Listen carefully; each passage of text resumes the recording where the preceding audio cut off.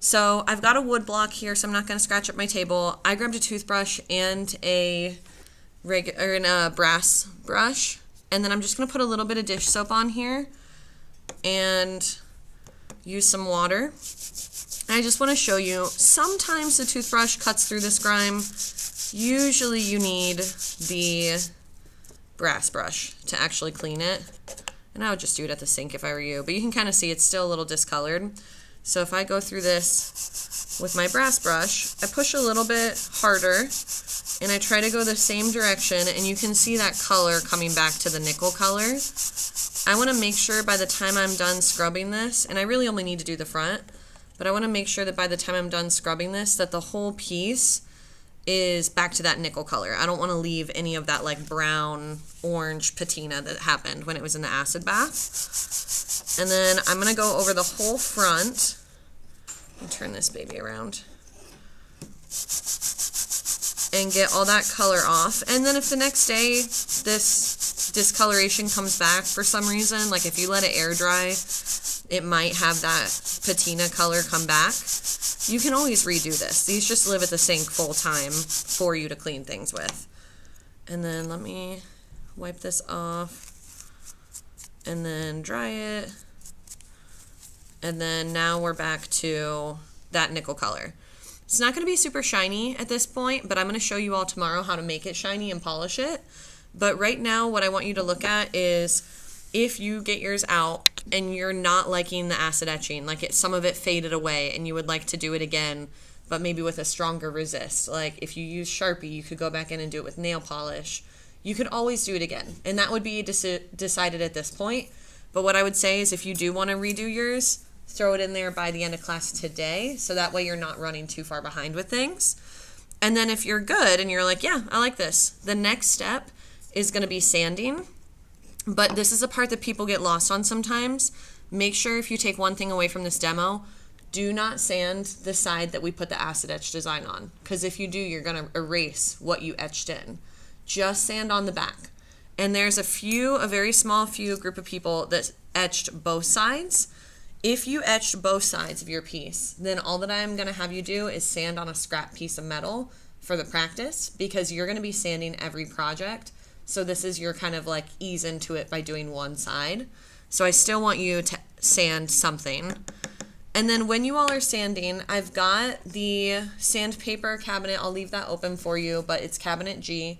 Remember in your vocab packet that they've got the order of everything. But with sandpaper, the number of the grit is on the back, and sandpaper is a little funky. It's kind of like gauges, where the lower the number, the rougher the sandpaper grit. So this one's really rough. Whereas this is 220. After we go through with 220, we'll do 400, and this one's a little bit smoother.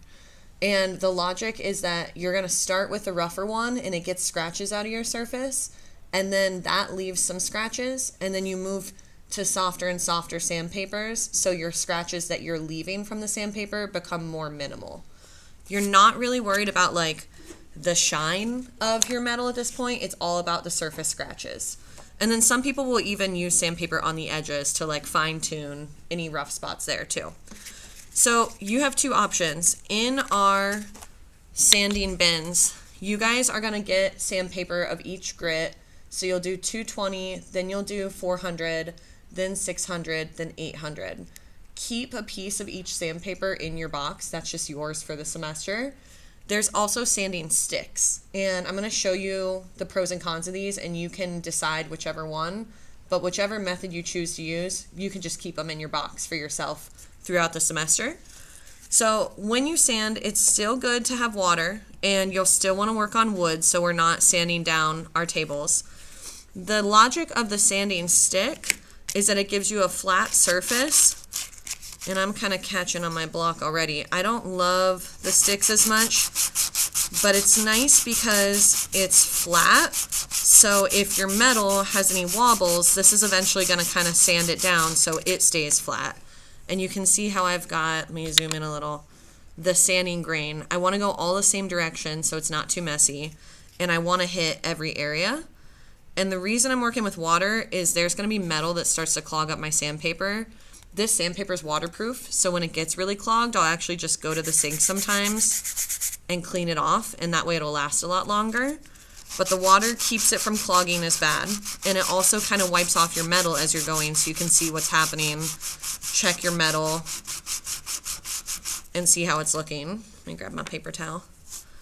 And then what I want to do is I want to go through on this whole back of this piece with my 220 grit and have all my marks going the same direction, and I only want to see the marks from my sandpaper by the time I'm done with this grit. If you're having trouble with the sanding stick getting into some spots, like if your metal's like dipped in a way where like the sanding stick isn't hitting it, that's where the loose sandpaper might work a little bit better. If you tear it into smaller pieces, what I would suggest, because I have a bad habit of not doing this and then I don't remember what grit it is sometimes, if you tear it up, just label it for yourself since you're going to keep this in your box, and that way we don't just run through it and waste it.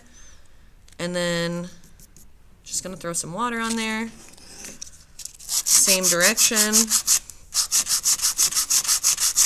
And this might help sometimes to get into little bumps and grooves where your sanding stick doesn't. If you ever want to make it like really smooth, the sanding stick will keep it flat, but the loose paper will get in there a little bit better. So you guys have the choice, but ultimately whichever grit or whichever approach you choose to use, whether it's a sanding stick or whether it's the loose sandpaper, you want to grab one piece or one stick of each grit and just keep that in your box for the whole semester, because we're going to be sanding every project. And then when I'm here, basically, I have like a few more little scratches I'd like to hit right here, but when I'm here where I just basically see the grooves of my sandpaper, that's my cue to move on to the next grit. And then when I go through 800, I'm done. If you, at this point, need to touch up any filing, if you see an area where you're like, man, I could go back in here and saw a little bit more, or you need to drill, all that stuff should happen before we start polishing. So you can always hit pause on the sanding and do that. And then one thing I wanted to show you real quick is if you grab a sanding stick and you eventually wear down one part of it, these are wrapped. This one's a little bit messy, but these are wrapped so you can unravel and expose a new layer of sandpaper if you need. And this one's a funky one. I had all my students that made them last semester label them, so most of them should be labeled with the grit like this. Make sure, don't trust that they're in the right box when you go to get them, because they're a little bit shuffled. So double check that number when you're grabbing them. And then when you guys are sanding, remember to work on a wood block and with a little bit of water so you're not kicking up dust, and so it's cleaning it as you're going. But that is, let me